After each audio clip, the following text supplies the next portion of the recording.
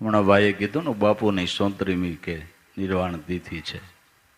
ભલે વરસ 34 થઈ ગયા, પણ એને જોયા હોય, જાણ્યા હોય, માણ્યા હોય, સેવના કરી હોય, એ ખાલી અમરુ બાપુ એટલું નામ લે ને ત્યાં એની સ્મૃતિ પટ ઉપર મૂર્તિ આવી જાય. જોયા છે ને, જાણ્યા છે ને, માણ્યા છે ને, એટલે ધ્યાન મૂલમ ગુરુ મૂર્તિ, સેવા મૂલમ ગુરુ પદ. પ્રગટ સેવના ક્યાં દેવની થઈ શકે? ગુરુદેવની થઈ શકે. પ્રગટ વસનો જ કેના સાંભળી શકાય? ગુરુનું એક એક વાક્ય એ મંત્ર રૂપ છે, મંત્ર રૂપ છે.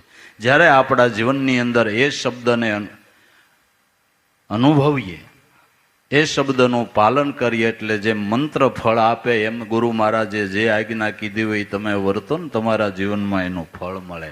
એક એક વાક્ય મંત્ર રૂપ છે. પણ ગુરુના વચને વચન પ્રમાણ કરીને આયલા નગારા એના નામના વાગે છે, ધર્મ ધ્વજો એના ફરકે છે, યાદીઓ એની, તિથિ તહેવાર એના ઉજવાય, ગુણગાન એના ગવાય, કે જેને ગુરુના વચને વચન પ્રમાણ કરીને આયલા. ઉઠ કહેતો ઉઠ ને, બેસ કહેતો રાત, કહેતો રાત ને, દી કહેતો.